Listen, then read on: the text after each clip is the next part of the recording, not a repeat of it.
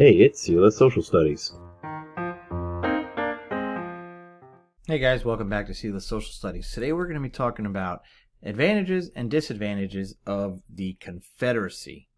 Now, on the eve of the American Civil War in the mid-1800s, cotton was America's leading export, and raw cotton was essentially the economy of Europe.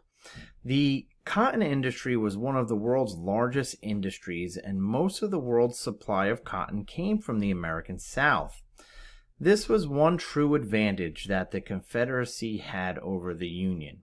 When the South was searching for international sympathizers, it was able to find them in countries like France and Britain, leading foreign allies to be a strength of the Confederacy.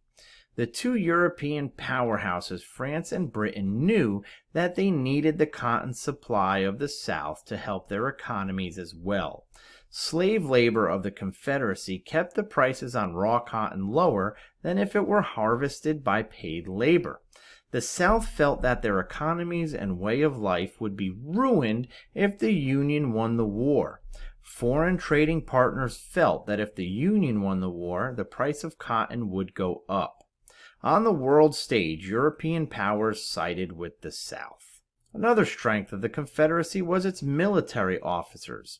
What the Union lacked in military officers, the Confederacy had an abundance of. The South had a great nucleus of generals and trained officers. 7 of the 8 military colleges in the country were located in the South. Many of the officers of the Confederate Army, like Samuel Cooper, Albert Sidney Johnston, Robert E. Lee, Joseph E. Johnston, and Pierre G. T. Beauregard were also generals in the Union Army.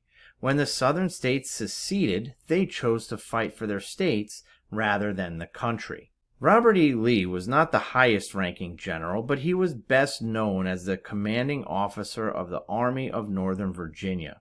It was his army that fought in the famous battles like Gettysburg along the East Coast. These generals did not have as many men as the Union. They were severely outnumbered, and when the world thought it would be a short war with the Union being victorious, it was these men that created the 4-year battle of survival. Many of these generals and other military officers like Stonewall Jackson, Jeb Stuart, Nathan Bedford Forrest, James Longstreet, and Braxton Bragg kept the South in the war, and even won many victories against the more prepared and better populated North. Another advantage is location. The location of the Confederacy made it very hard for a Union victory. There are 2 reasons that geography was an advantage for the South. One advantage was that the coastline of the Confederacy was very long. There were over 1,600 miles of coastline that the Union Navy had to try and blockade. This was nearly impossible for just over 600 naval ships. The Confederacy would use blockade runners, which were small, light ships that carried cargo, to outmaneuver the bulky Union naval ships. This allowed the South to move supplies when necessary. Another reason that location was key for the Civil War was that most of the battles were fought in the southern soil. This was a total defensive battle. There were approximately 10,500 battles that were fought during the Civil War. The Civil War Trust broke down these battles to roughly 384 principal or significant battles. Almost all of them were fought in the Confederacy. Only Gettysburg was fought in Pennsylvania.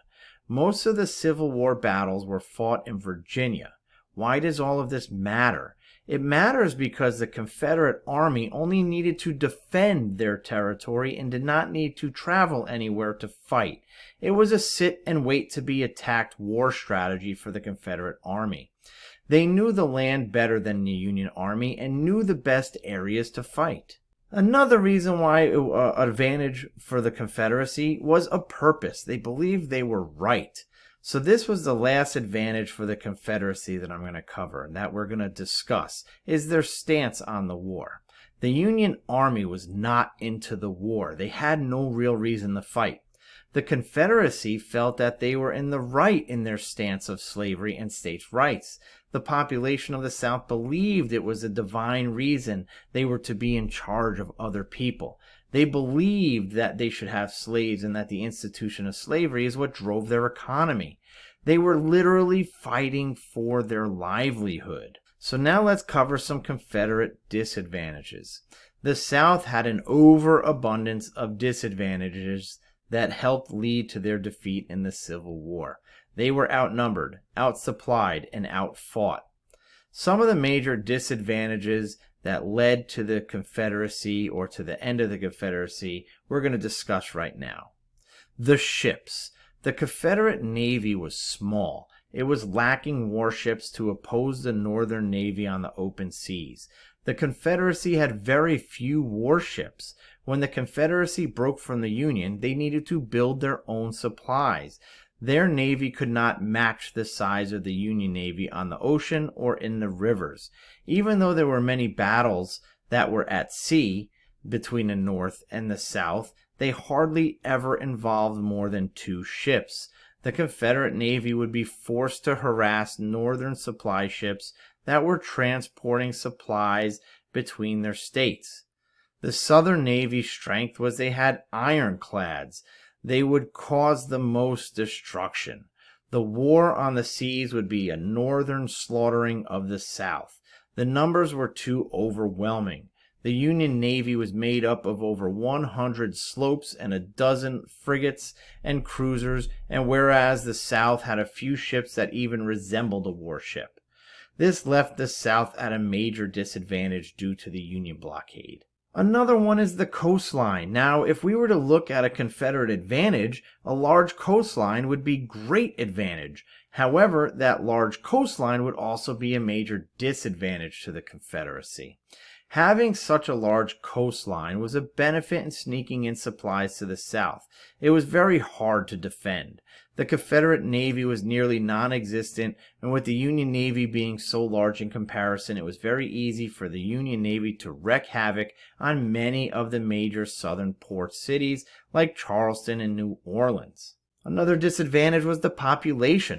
The Confederacy was greatly outnumbered by the population of the North. The North had a population of roughly 21.5 million people, whereas the Confederacy had only about 9 million people.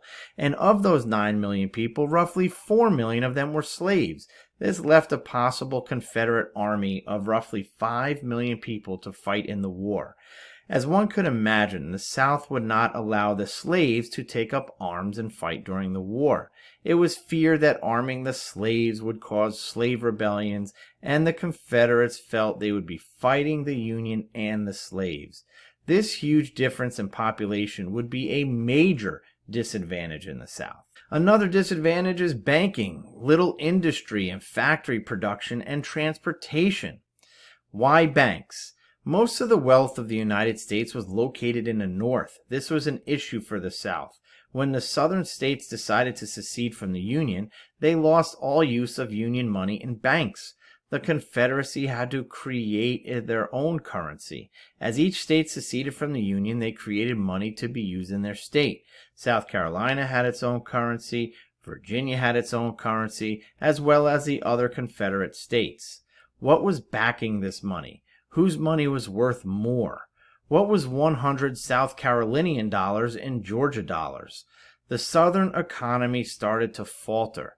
It was not until over a year into the war that the Confederacy started to have a unified currency. Let's talk about industry. The Southern economy had forever been based on agriculture. As a matter of fact, it still is today. During the antebellum period and Civil War years, the Confederacy had most of the food, while the Union held most of the factories. It had been stated that the Confederacy only had one arms production factory making muskets when the war started. During the war, the Confederacy only held 3% of musket factories, 4% of railroad locomotives, 6% of cloth production, and 10% of all ironworks. There was only one iron factory in the South for every 9 in the North. The South became very resourceful by the end of the war. They had built armories and foundries in several states. They also built huge gunpowder mills and melted down church bells and plantation bells for bronze to build cannons. Another disadvantage is the transportation system. The South only held approximately 8,000 miles of railroad track to help transport food and soldiers to the battlefields across the South. The Confederacy was in control of only 29% of the railroad tracks in the United States. With almost all the fighting happening in the South, the poor transportation system was a major disadvantage of the South. This lack of industry really affected the South's chances of winning the war. So you can see, basically, any advantage of the North was a disadvantage of the South, and vice versa. If it was an advantage of the South, it was a disadvantage of the North. However, the South, the Confederacy, had grossly outnumbered the North and disadvantages, and this is what helped the North win the Civil War. I'll see you next time.